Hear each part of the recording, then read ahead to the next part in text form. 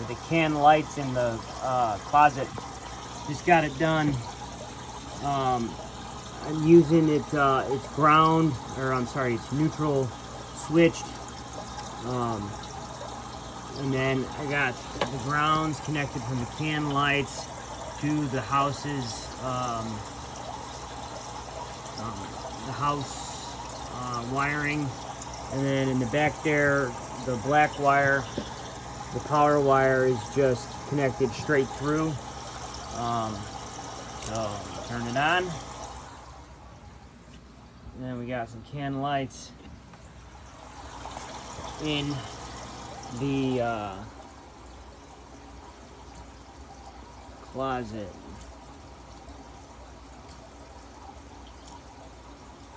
Alright, so now I just got to put this back in and then get a faceplate over it. Don't